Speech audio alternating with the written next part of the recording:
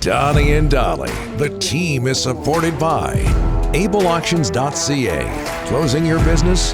We can help.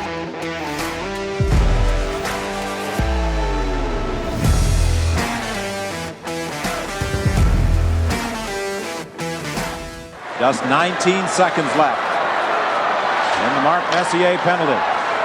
Suter plays it in high off the glass. Smith trying to pick it up in the corner. It comes loose to Curry. Curry gets it ahead to Gretzky. Gretzky going in. Suter trying to get back. Gretzky with a shot. He scores!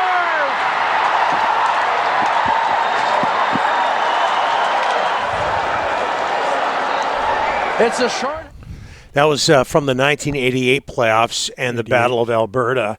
Of course, the Oilers went on to win the Stanley Cup, and Gretzky's swan song with Edmonton traded that summer to the Los Angeles Kings. And for a lot of time during Gretzky's career, a lot of people criticized two things with him. One was his inability to score on breakaways. Mark Crawford can tell you all about that. And the other was his shot. People had questions about his shot. Not hard enough. Looked pretty good there. Wayne Gretzky in overtime, 88 against the Calgary Flames in Calgary. We got Farhan. Farhan Lalji joins us now from TSN. Farhan, thanks for doing this, as always, on a Thursday. How are you? I'm good, fellas. How are you? Very, very well. How's the CFL? What's the latest in the CFL labor dispute?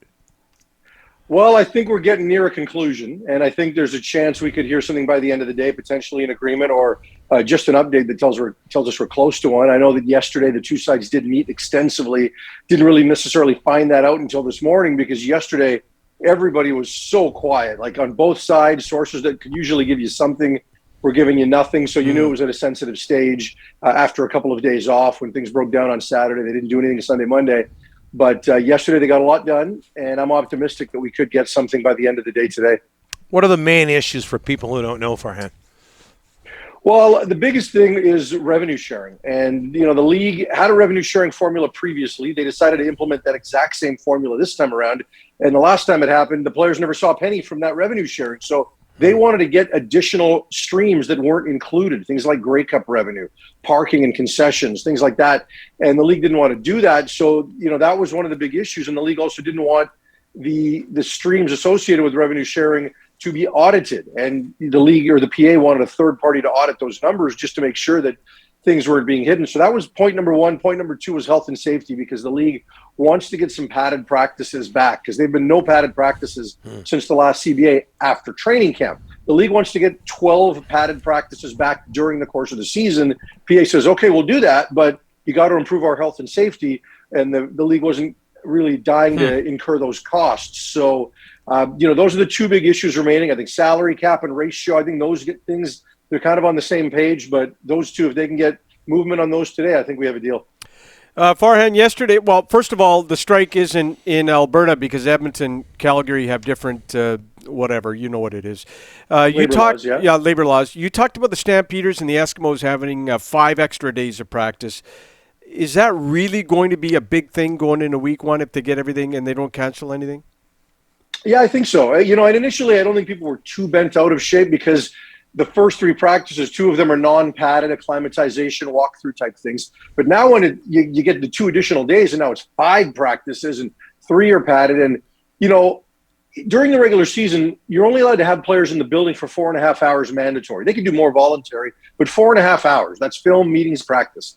During training camp, those limits don't exist. You go 12, 13 hours, right? Double day practices, double meetings, double everything, right? Film sessions, all of it. So I think you can get so much done in those days that I do think there is an effect that will still be felt in weeks 1 and 2 of the regular season. There's a point of diminishing returns. When we talk about Labor Day and beyond, no one's thinking about those extra couple of days, but for the early part of the season, yeah, I think there is an advantage gained. And I know for a fact that all 4 teams that are the opponents of Edmonton and Calgary are pretty concerned about it. Let's go to BC Lions camp in Kamloops. They're sitting around. I'm thinking of the rookies. You're trying to make an impression, and you got to sit around a hotel room, Farhan. They might not get a super duper long look because you're sitting around. Now, when they get back, here you go, kid. Show us what you got. How tough is it for some of these players? I think it's really tough, and I would hope that the league extends some of the cut-down deadlines to give these guys a little more of an opportunity to get seen. And I think if they don't move the preseason schedule, it's going to be compressed in terms of prep time for the preseason. So hopefully, I would imagine that in the first preseason game, you're going to play your veterans even less because you don't want to put them at risk. So hopefully the rookies get a little bit more of a look. But yeah, I mean, it's such a small amount of time, only 2 preseason games, unlike the NFL. So it's tough to get evaluated. And yeah, it's a bad impression on a league when, they don't know a lot about it when they first come up here, right? So I don't think it's good for the rookies at all. To be truthful, I was hoping that they would at least extend rookie camp once the strike started, right? Because, but they couldn't do that because technically the rookies are members of the union. They were able to get the rookie camp in because the old CBA was still in effect at that point, but so they couldn't really extend rookie camps.